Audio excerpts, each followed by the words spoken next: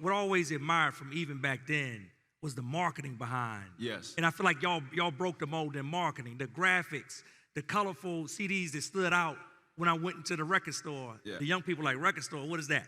When I went to the record store and picked them out, you know, it would be promotions for the next albums and the release dates. So my thing is, marketing is the key to any business.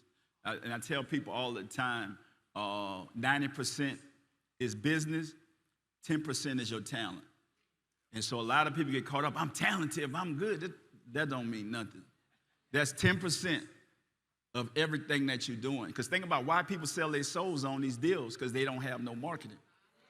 And so my thing was, I didn't have to sell my soul because I realized one thing. I said, I'm going to make this pop because I'm going to expose this to the world. Now, I started my own record store at 19 in Richmond, California. People don't know that. And so I was a young kid with my own record store, and I learned the retail business. So you got to learn your business. Before I got into the music business, the way I was able to be a boss, I learned it from the retail perspective, so I know what the customer wanted. So in my store, I always know what the customer wants. The customer is first. So I realized everything was dark. You look at NWA, Ice Cube, the Ghetto Boys, they all wore black. And it was just dark during our time, right? I said, if I ever put a project out, I'm gonna put on white. Put the white Dickie suit on. I'm gonna be the ice cream man. And then I had a Rolex watch. And so I went to this company. I said, can you put some diamonds on my logo? And I'm gonna put it on the back. The guy said I could do it. And then all of a sudden he couldn't do it. Then he called me back. Yeah, I figured it out. So when I put that diamond logo on the back of every brand that I had, people was able to see that. Then they see me with this white, and everybody else had on black. So being different sometimes will get you, because you be ready to give up because you want to be like everybody else. You got to take the journey. So I keep telling y'all, it's not an overnight success. It's all about the journey. Everybody won't get to the destination, but when you put your trust and faith in God, you're going to realize the journey is more important. And so where I learned the marketing from, y'all, I went to college. I tell y'all, education is so important. I learned what colors was. I learned why McDonald's did what they did. So my professor told me, what is McDonald's selling? Everybody was saying Big Macs and French fries. And said, no, McDonald's selling consistency. When I figured that out, I realized that I'm going to take my business to the next level. And so everything that I do it with consistency. I don't care whether I'm playing sports, I'm an athlete, I'm an entertainer. In my business, it's all consistency. And that's what's going to get you to the next level. You have to do something every day to get, because I start thinking, the Big Mac tastes the same everywhere we go. But if we create a restaurant, we're going, I want this to be different in Mississippi. I want this to taste like this in Atlanta. No, consistency is what people buying. And so that's what me and James was able to figure out. Like, that's the same stuff James put into the rap snacks. Make sure that you got the real flavor. So me and Snoop did the same thing with our Snoop Cereal. Let's make sure that we taste as good as what they have out there. And keep that consistency, even if they put us in the back of the store. So think about it, y'all. I was in the back of the line of the music industry. Now I'm in the back of the stores with the product. But I know what the long haul is. So I'm not upset about it. I'm not tripping. They let me know. If they put me in the back, I have something. Now, if they didn't put me in the store at all, I know that I don't have nothing. Because I'm going to get me from the back to the front. And so let me tell y'all what I did in the music game, right? So I couldn't afford the big billboards, because back then billboards was like $10, $20, $30, $40,000. But I looked at something. I say, when you go to school, you see all these school bus benches. I asked the guy, I said, how much is those bus benches? He said, $15. I said, man, give me 1,000 of them. That's how I built my brand. Do what you got to do in your own lane. Stop trying to look at, that person, Elon Musk, got billions of dollars, so why are we going to compete with him? He started small. People don't realize he started PayPal in college. Why we can't do it? And that's my whole thing, teaching our culture how whatever they do, we could do it better, because most of us invented a lot of the stuff that they are doing. And we're the ones that make it popular. Yes. Well, think about it. We get in the street, we fight, we march, we get mad, we get upset, and then a couple months over, we go back home. What are we fighting for? My thing is, what I'm going to teach our culture, well, we need to fight for economic empowerment. We got to figure out how to get some of this bread. Because we always talk about get the bag. How we going to get the bag if we ain't doing nothing, if we ain't creating nothing, and we ain't owning nothing? What bag are we going to get? We're going to keep buying their bags. That's why we're going in Louis Vuitton and all these different places. Think about it. They tell me, I got my own shoes, Manyatic, motivating oneself, encourage you actively to think independently. And guess what? I started out my garage just like Nike. I want to show our people it might take 10 years. It might even take when I'm gone. Y'all going to buy it because we done created it. And so that's what you got to look at. We get caught up. We want it now. I don't want it now. I failed in the music business for a long time. Y'all only seen the success because once I made it because of the work I put in. Don't be afraid to put the work in. And I never hated on nobody. I always celebrated our people. We got to celebrate each other because the money is there. Yeah.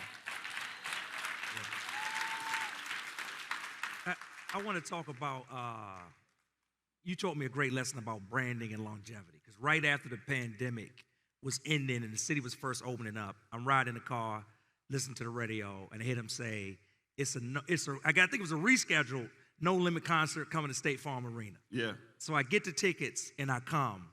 And two things. The first thing about branding, right? As soon as we pull up, we got some friends in the car, my wife and I. Everybody I see, I got my camouflage jacket on, of course. Everybody I see, at least one, if not both people had on camouflage. Yeah. Yeah. I tell my wife, this is a brand. Yeah. But even more impressive to me is that everybody I saw for the most part was our age, 40s, 50s. So I'm like, it's one thing to have somebody 21 dressing up to come. Yeah. When you grown, y'all know y'all be like, I'm gonna wear what I wanna wear. You know what I'm saying? Y'all know how it be. But when I told my wife to look in here, and y'all, they said, okay, it's sold out. And y'all also, you go somewhere, it be sold out, and half the curtains be down, and the joint be half. When I say it was sold out, State Farm, we was on the floor all the way up to the top.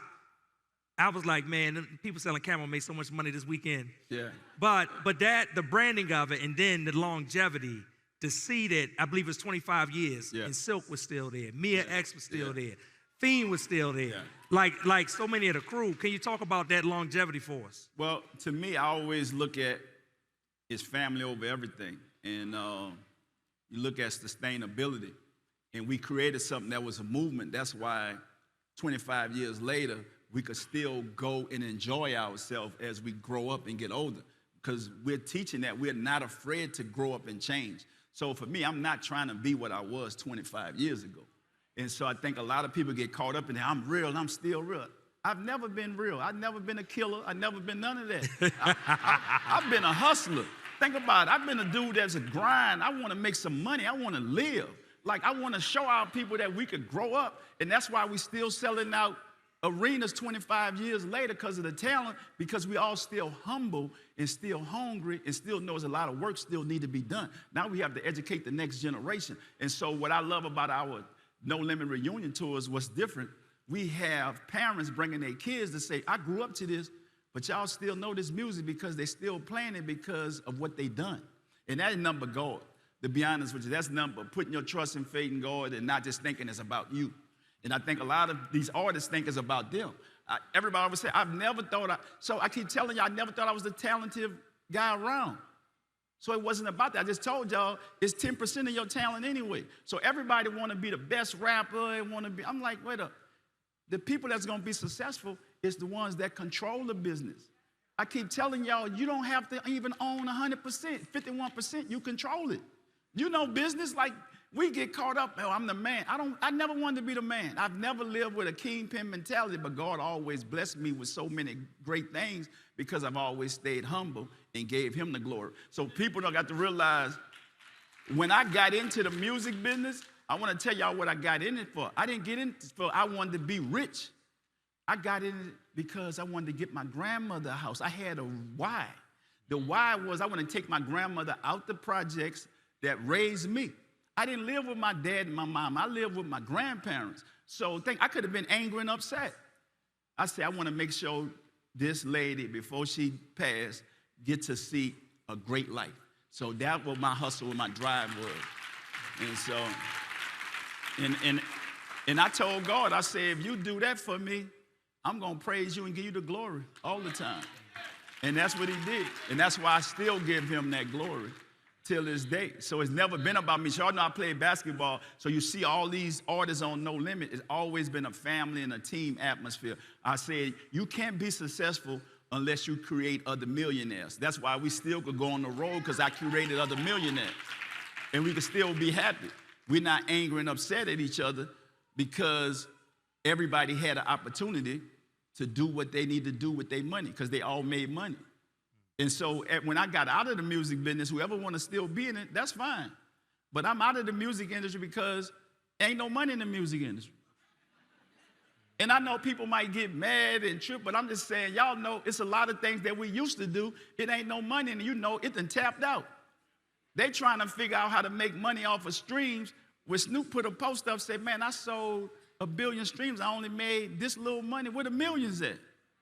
We knew where our money from because we had tangible goods. And that's why I got into the product game. We could actually have tangible goods. I told people all the time, product outweighs talent. Product gonna be around when we not here. Michael Jordan is still successful because of the shoes, not because of him shooting balls into the hoop. That been over. Father Time did that. But guess what? Look at the business he was able to create. And I looked at, we need to create more African-American owned business because we make 0.1% of all the Fortune 500 companies. And we spend trillions of dollars. So people laugh at me, say, well, Pete, why you came up with cereal? We're the #1 consumer of cereal. Go look and see how much those big companies make off of cereal off of us. And then people tell me, oh, well, you got sugar in the cereal. They've been having sugar in their cereal for 100 years. What you think we grew up on? So you wouldn't want me to build a brand, me and Snoop to build a brand in a company and put money back into our community, educate our people, give our people opportunities and jobs, but y'all gonna let them do it? That's like somebody saying, don't make Snickers. You let them make billions of dollars off of us, but if we make a Snicker, oh man, a black man got a Snicker with sugar. That was the Snicker been had. If it didn't have it, they'd be like, you're making something dry that don't taste good. What you want me to make? A sugar-free Snicker? If you want something with no sugar in it, go to Whole Foods and get you some cereal. Like, think about it. We have to deprogram our mindset and stop hating on each other because we could do just as great as them. Yeah. That's why I said, you know what? A lot of us make us don't want to do something. Think about it. We stopped each other, but y'all can't do that. That fueled my fire. It's like my son the other day, right? My son, they got people talking all over the world. My son, Mercy Miller, he averaged 30 points a game in high school and 10 rebounds. He got snubbed with the McDonald's All-American. And guess what they tell him? I said, son, why you not tripping? He said, Dad, the kid that made McDonald's All-American averaged 17 points a game. I average 30 points. Wait till I get to the NBA. I say, boy, I love you. He ain't even worried. He like, the world know. I don't have to say nothing about it. And that's how we got to be. Even when they hate on you, we know the politicking. And even in the hood, because everybody want to talk about their hood, but it's politicking in the hood. No, you think when I made it out the ghetto, you think people was happy for me? Oh, man, you think you better than us. Oh, but when I was there with y'all, I was cool. What's the goal? The goal is to make it out the ghetto. The goal is not to die in the ghetto. The goal is to go to school, get an education. The goal is not to be stupid and dumb. The goal is if you really believe in God, then have some integrity. The goal is not to be, if we grew up, think about it, all y'all in here, I can look at y'all and I done talk to people that come up to me and told people, we done changed. I said, boy, I'm so happy for y'all because we changed too. The ones that didn't change, they dead or in prison. Think about it. Somebody mad at you because you got a business idea, you're trying to bring it to life, but they'll be happy you say, oh man, let's go to the strip club and throw 40. Who going to do that? Let's go throw 40 in one of these businesses and make millions. If they could call me a square all they want, I'm a rich square.